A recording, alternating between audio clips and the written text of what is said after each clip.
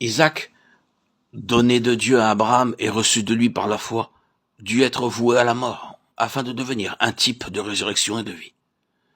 De même, souvent l'action de l'esprit dont le croyant a fait l'expérience se dissipe et passe, le laissant triste et comme mort.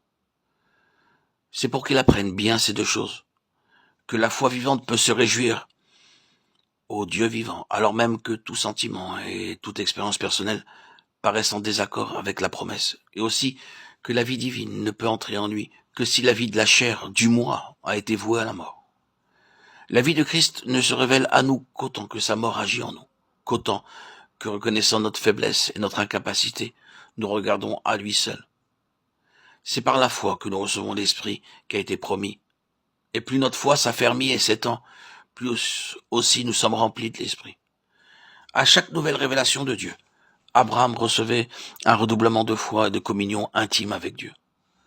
Quand son Dieu venait à lui, il savait ce qu'il pouvait attendre de lui. Il savait qu'il pouvait avoir toute confiance en lui. Même au milieu des circonstances les plus contraires en apparence, même lorsque Dieu lui demandait la mort de son fils. C'est la foi qui attend chaque jour du Dieu vivant qu'il se révèle lui-même.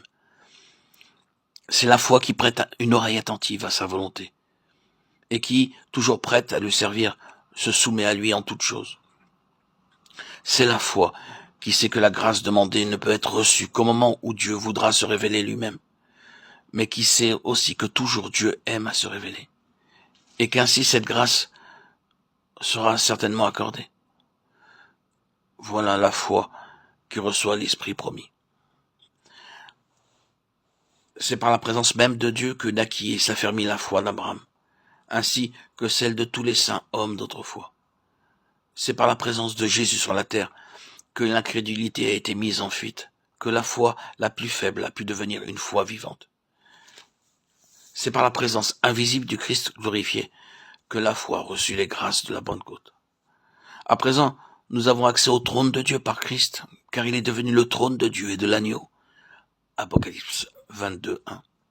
Et tandis qu'avec humilité, avec adoration et amour, nous faisons notre service devant ce trône divin, le fleuve d'eau vive qui en sort vient nous vivifier et passer aussi de nous à d'autres. Qui croient en moi, des fleuves d'eau vive couleront de lui. Jean 7, 38. Dieu de miséricorde, qui par ton amour et ta toute puissance te révèle à chacun de tes enfants dans la mesure où il peut le supporter, daigne nous donner la foi qui peut seule nous faire connaître ou recevoir ta présence. Que tu viennes à nous comme le Tout-Puissant, comme le Rédempteur, ou comme le Dieu qui demeure en nous. C'est toujours par la foi que nous devons te recevoir. C'est selon notre foi que tu te révèles à nous. Ô Père, daigne nous faire comprendre toujours mieux que c'est selon la mesure de notre foi que nous possédons ton esprit.